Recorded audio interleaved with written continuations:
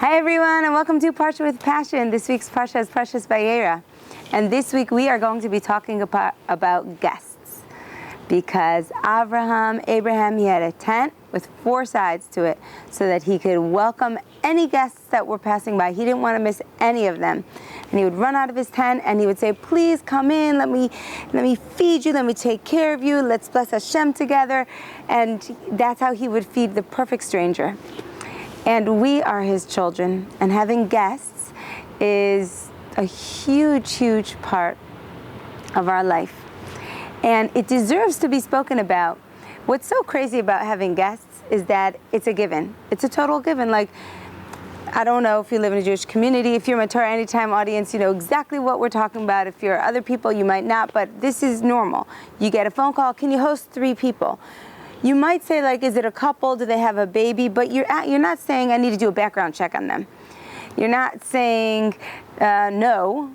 You're saying I want to try. I have a guest room. I don't have a guest room. I'll move my 2 kids out so that we could make a guest room. You'll do whatever you can to help another person because we have guests. That's what we do. And there's so much to talk about here, so many angles to talk about. Let me tell you what we're going to cover in this topic. First of all, what having guests brings to you. Secondly, what it means to not have guests. Thirdly, how to treat a guest. How to treat a guest. And fourth, how to be a guest. Okay? So first we're going to talk about the awesomeness of having guests. And I'm here on my swing, but I actually wanted to take this video in my backyard because there I still have the smoke coming out of a fire pit because last night we were blessed enough to have around 23 guests, a group of university students from Israel.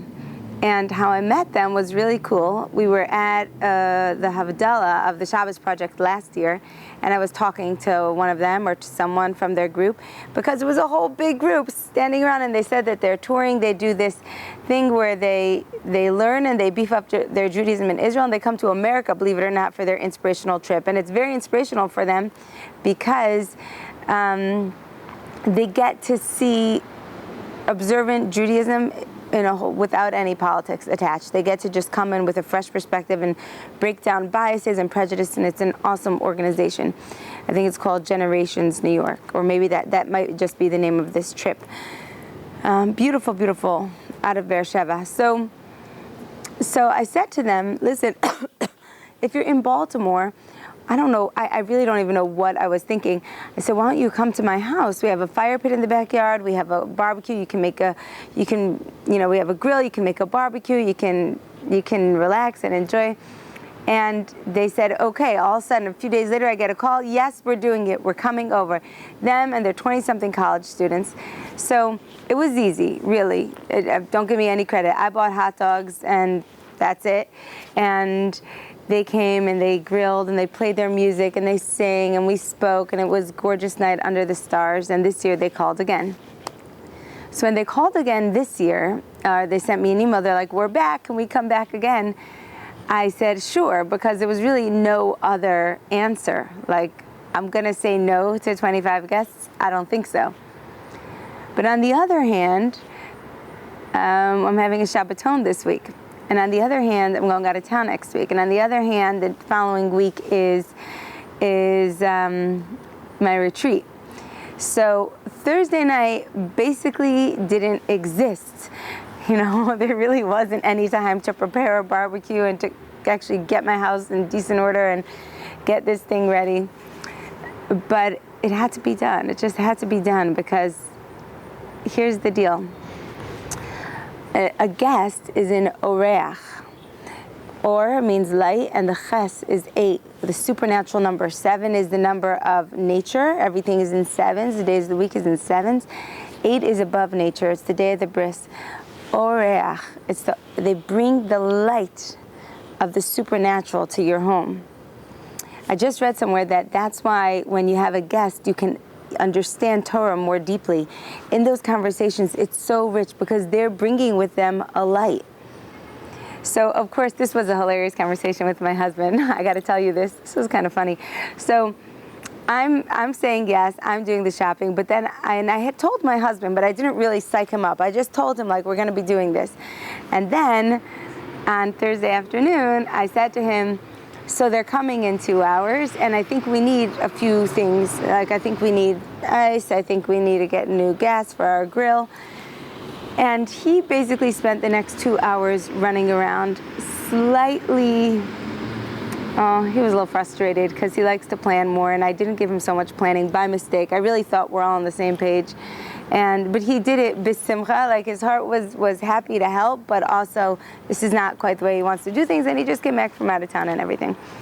So I was there thinking, did I do the right thing? Did I do the right thing? And maybe I'm just crazy, maybe I'm just overdoing it, and like I felt like they were going to bring so much light to our house, which I want, and I'm feeling more and more the need. Like my heart is in Israel. Every day I'm in America, I just feel like I need to manufacture light. I need light.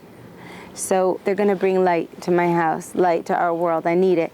So I was in conflict, but not horrible conflict, but I did feel kind of bad.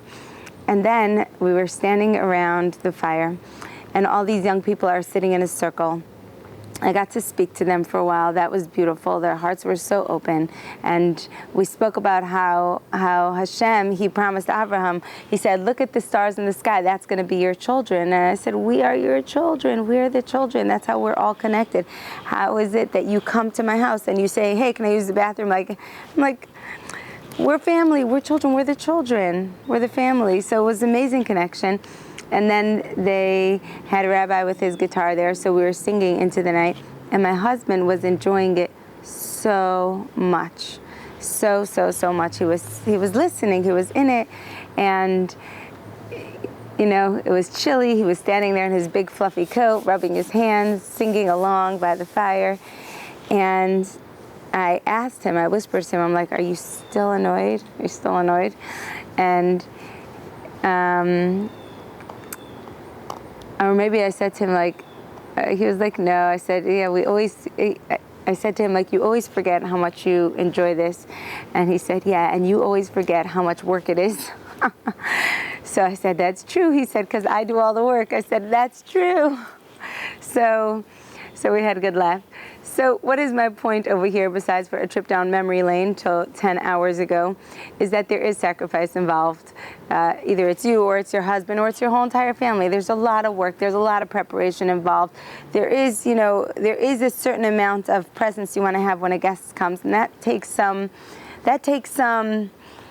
planning. You got to work for it, but the light that they bring into your home is so incredible, and you can feel it. You can see it in your children. They're lifted a little onto their best behavior. Your conversations are just of a higher quality. You're meeting other people, and it's not just about putting on a show. You're literally lifted with the light of a guest. And so that's the first thing, the joy of having a guest, the absolute joy of connecting with another person, whether you know them, whether you don't know them. And it's an amazing thing. So we're going to stop there. There's so much to say about that, but I want to move on to the next thing. The next thing is how to treat a guest. Okay. When a person comes to your house, they are vulnerable. It's not a nice feeling. We're guests in Hashem's home. Here we are guests. And you know what's hard for us? To always talk to Hashem, to always ask Him for things, to always thank Him for things. We're always so indebted. He gives us everything. Someone comes into your house, right away they're in debt. You cooked for them. It's your house. Maybe they're bringing candy, maybe they're bringing wine, but ultimately they're coming there as a receiver. And to be a receiver for a human being is an uncomfortable place. It's a place that we have to train ourselves to. So what can you do to make this guest feel more at home, more comfortable, like the nicest experience in your house? So I'll tell you my approach, and I know that I'm stumbling on my words because I'm like, my approach. Well, there's people who excel in achnasas orchim and inviting guests, but we do love having guests, and I'll share with you a few things that I think, and maybe they'll help you. Or maybe you'll be able to give yourself a pat on the back because you're like, yeah, I do that. So the first thing is a simple thing, and that is preparation. It's really nice when someone prepares for you. It feels good. It feels like they want you and they were expecting you. You know, when a person knocks on your door and you just say, come in, and they just walk in and they're just a part of things and you're still busy and you're still hustling and bustling. If they know you really well, they'll feel like they're part of the family. But if they don't know you really well, then it's like uncomfortable. Like, where do I put myself? So there's a certain thing with a new guest that you want to give them the royal welcome. We like to make signs for our people, you know, in crayons and markers. Don't tell anyone. Sometimes the kids don't make them. I make them. I make the smiley faces, you know, welcome Josh, welcome Rachel. And we just put it up on the wall. It's like, oh, they were expecting me. They want me to be here. I'm not an afterthought. Try to have the table set with the right amount of places so it's not like, oh, you know, you're coming, yeah, I'm going to set up another place for you. And maybe that doesn't happen in your house, but there's something about coming into someone else's house that you really want, you need extra reassurance that they want you there, because intrinsically you're walking into someone else's space. So you go out of your way to do whatever you can to make a person know that they are welcome and wanted. That could be having the guest room set up beautifully. Some people have beautiful baskets with little mini shampoos and brushes, and that's so awesome. But ultimately, it's not so much what you do, the physical things that you do. It's the consciousness that you need to have as a host that this person is in a position of being a receiver, and I want to make them feel as comfortable as possible, as emotionally comfortable as possible. Here's a word about mess. A clean house is a beautiful place to be. But the crazy part is, when I walk into a house that has a little bit of disarray in it, I feel better.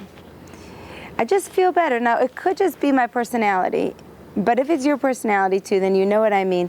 A little bit of disarray is like, there's life there. There's real people there.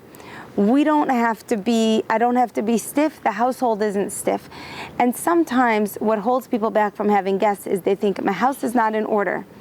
Well, guess what? If somebody wanted to go to someplace that was spotless, they would go to a hotel. There they would have their linen napkins and everything would be lovely with crystal and clean and beautiful and freshly vacuumed. But nobody needs that. They need that from a hotel. When they come into your home, they want to be in a home. They want to be with real living, breathing people, and real living, breathing people have stuff. So be careful, because sometimes people will say, I can't have guests because it's too much work to prepare my home. That's baloney. Don't fall for that. Don't fall for that. Know that what someone needs from you to feel comfortable is not that you be perfect. And here's another crazy thing. They don't need your food to be perfect either. When people come into your house, they're hungry. It's psychological hunger, by the way, because it's like they need to be settled, just like I need to settle myself, and we do that a lot with food. So it's really wonderful and important to have some food ready for them. But don't get sidetracked by that either. Don't get freaked out that you have to be cooking for days in advance. It's not going to serve you. It's going to make you feel like I can't have guests. And it's certainly not going to serve them, because they don't care. They're not going to like you better if you have gourmet meatballs. They're not going to like you better because you have something like beautiful. What people want is to feel comfortable. How many times, oh my gosh, on a Friday afternoon did I just offer someone a pizza bagel? Have a pizza bagel, have a piece of kugel. A note about Friday afternoons. When people come to your house on Friday afternoon, they're really hungry. People oftentimes forget to eat when they're preparing for Shabbos. So before my food processor broke for about 19 years, it just broke. And now I'm like, oh, who wants carbs anyway? But we always made an extra kugel. If you're not familiar with kugel, go look it up, Kugel. An extra kugel so people could have some before Shabbos. And I know that I'm talking to such fantastic people that this isn't Chinese to you, but I also know that it's so good to be reminded, because it makes such a difference in your guest's life and in your life when you have a certain amount of ease and you focus on the right things. So what we focus on is, I want to be the most prepared and the most clean and the most gourmet, and everything should be nice, and I should have the right conversation, and my children should behave, and everything should go well. And all your guests really want is, I want to be comfortable, I want to be seen, I want to have a nice time. That's all they care. That's really all they care. So we can get sidetracked in the wrong, putting effort into the wrong things, and that will hold us back from having guests, and that's such a shame. I want to talk about, we spoke about the joy of having guests. We spoke about how to treat a guest, and what was the third thing I said I was going to speak about? Was it how to be a guest? When to have guests. I know. Okay, so here's where it gets a little dicey. Right now we've been talking about having guests and how incredible that is, and it is. But there is such a thing as over-hosting. And here's how it goes. I'll share my personal experience with you. That's all I have. I mean, I learn from other people's experiences too, but this is the deepest learning is when you have to make your own mistakes. How I grew up was in a house that had tremendous people and amounts of people and beautiful people and all the time. And so when I got married, young, fresh, and stupid, I thought I want to be like my parents. I want to host. I want my house to be an open place. And we started having guests. We were very proud of ourselves that the first Shabbos we had alone. And after that, we had guests for every single meal up until, for at least 10 years, including after I had babies. The first week or two was my mother-in-law, and after that it was just back to people. Now, I love people, but what happened was, we would have all these guests, we would love them, and then it was Friday night. We have our children. So what we would usually do is, we would spend, I guess, like at the beginning of the meal, speaking to the children, and not so much focusing on the guests, and then put the children to bed, and then after soup, we would concentrate on the guests. Okay. Traditional Shabbos meal, you have a fish course, a soup course, and a main course, and a dessert, and you wonder why we're stuffed. So we would do this, and I remember the kids would just climb out of bed again and again. They would climb out of bed in the middle of the meal, and I'm like, this is crazy, because this is when they always go to bed. It's even a little later. They have to be in bed. Okay. Something happened. I don't remember what it was. It was a real gift from Hashem. I don't remember actually what it was. When we changed everything, and we said, from now on, no more guests Friday night. I think what happened was the children were getting a little older, and they weren't staying in bed, and it was clear that they wanted us. So we said, no more guests Friday night, and we started to have meals just with the family on Friday night. Shabbos day, we had plenty of guests. Oh my goodness. I said to my rabbi that week, I said, you're not going to believe what we had last night. We had a meal just with our family, and it was so beautiful. I feel like there's a secret here that nobody told me. I missed this secret of what it is to just treat your children as your guests. Give them the attention, lavish attention on them, speak with them, ask them about their week, play with them. I was so in this production mode of I must host. I forgot. It's not like I forgot. I literally didn't know it existed. So from then on, we had a very long chapter, 2 years of no guests on Friday night. Then we got back into guests. It just keeps changing. And now very often we don't have guests on Shabbos day. And after the meal, my husband plays games while I read a magazine, because I can't stand playing games. Last week I played I Doubt You, but I'm really not so much fun with the games. So they play games at the table after the meal, and later on people come over, but the meal itself is completely about them. And it's an interesting thing how all of life is a balance. Like, whenever I speak to you, I feel that I need to come from an authentic place. It doesn't serve anyone if I could just show you, here's what you should do, and here's this beautiful Devar Torah, and I'm going to quote you this source and that inspiration and that inspiration. if it's not my experience or if it's not real. There's a lot of inspirational things in books. You can read tremendous stories about people who are doing amazing things. You can read stories of tzaddikim. I just had an interesting, this was really interesting to me. I had a phone call from a woman who's organizing a class for her community, I think a big event for her community. She said they're looking for a speaker. Can I be the speaker? And she said, but you know, my Rebbitzin, she wants people who are very source-based and text-based and like quoting Divrei Torah. And, you know, I feel that you can do the job well, but could you please just quote more and get some more sources so that you can make her, you know, feel more comfortable. And on the phone, I was like, I mean, I learn, I have sources. This is not a problem. Okay. And then when I hung up, I was thinking, no, I don't think so. I don't think so, because in our day and age, there's places where you can get sources, and you can definitely open up a book. But what I feel is that we've regressed in a way. In some ways, we're so evolved, and I was talking about last week how we're so close to the truth, and so Hashem is so present in our lives. But in some ways, we're still babies. We've regressed, not still babies. We've regressed so that we're just learning how to live. We're learning how to live. People need to learn and speak about how do you have a marriage, how do you raise your children, how do you have guests. I mean, YouTube, the greatest search is how to. How do you do stuff? How do you do stuff? And in the old days, it wasn't like that. Maybe there was less options, life was less complicated.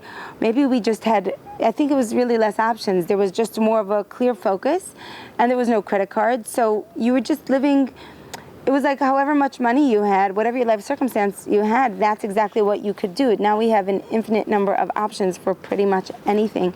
So we're all learning from each other's experiences. How do you do this life? Do you have guests? Do you not have guests? How do you work with your children? And you read magazines. What you want to hear is somebody else's experience. So even though I told her, yes, I'll come with all my sources, really what I feel is that we learn from one another.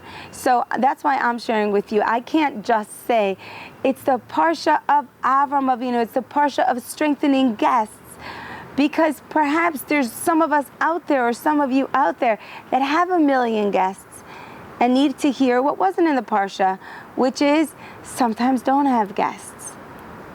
Avraham Avinu didn't have a whole, package of children. He just didn't have all these children. He didn't have any children. That was the thing. He didn't have any children. Many of us have families or big families. Maybe it's not appropriate to have guests. So we actually, it's nicer. I think people like it when you say, here's what you should do, and everyone should be strong in this and strengthen themselves in this. But no, what's demanded of us is to be more sophisticated and more honest and say, Hashem, what should we do? What does our family need? And let this come from you. Very often children, they say things that they don't mean. Actually, they say a lot of things that they don't mean. So what you've got to do is you've got to listen to your children, but then you be the decision maker. So some children will say, I don't want guests. Guests are so this and guests are so that. And they really do want guests. What they're really saying is, please make sure that when the guest is there, you also make me feel special, even while you're making the guest feel special. I don't want that when a guest comes, I don't want the guest coming to make me second. That's what they're really saying. They're not saying, I don't want guests. And listen to your children. Maybe there's a point where they are saying, it's too much. I need quiet. I need to regroup. I need to know that you'll stop all this for me. But don't take their words and let yourself be swayed by, my children love guests, my children can't stand guests. You, as the head of the household, you decide, what does this family need, taking into account what the energy is in our home. What does our home need, the whole of it? My husband, my children, myself. I know some women whose families don't like guests, but guess what? The women need it. They need a few guests. Maybe their family doesn't have shalom bayis, they're not doing so well, and they themselves need a lift. Could be that's what it is. So there are decisions here with guests. But know this, one thing that you can feel really good and proud and sure of is that we, the Jewish people, live in a completely different way than the rest of the world. And I know that not all my audience here is Jewish, so know that this comes from a place of affirmation, not from a place of superiority, from a place of pride of what the Torah instructs us and how our communities really work hard to take the words that are in the Torah and to live them, not to preach them, to really, really live them. In my shul, in my synagogue, we have a roster, and the roster is that everybody in the shul takes 1 week, and that way, if a stranger or a newcomer comes into shul and they want to experience a Shabbos meal, or they don't have a place, or they didn't plan a place, right away someone will connect them up, and they'll have a place to go for Shabbos. This is unheard of. This is really unheard of, where you can go on Shabbat.com and become a guest of anyone, anywhere. You're traveling to Italy, good. There's a family there that will host you. It's not strange. My daughter told her teacher, we go to New York all the time. Her teacher said to her, teacher is not in our community. Her teacher thought that she was being like proud and snobby. She's like, well, not everyone is as privileged as you. But here's the thing, yeah, we could go to New York all the time because there's people there. They're ready to welcome us. If going to New York means you have to stay in a hotel in Manhattan, that's going to be a big trip. But if you've got people all over, it's just the most beautiful thing. When we had these Israelis over yesterday, the main thing that they were inspired by was that wherever they went, everyone was family. So on this Parsha of Hachnasas Orchim and of welcoming guests, right before Shabbos, my blessing is to you that you rise to the platform, to the expectation, to the privilege of being the child of Avraham Avinu, that guests be a part of your life, that if you can't have guests, it should hurt you, and if you could have guests, not to be lazy about it, and if you do have guests, go out of your way to make them comfortable, and if you are a guest, what am I saying? If you are a guest, go out of your way to show gratitude, because it really does take a lot of planning and effort and thought into hosting. And that is it, a purely practical message for this beautiful, beautiful Shabbos. Have an amazing week. Bye-bye.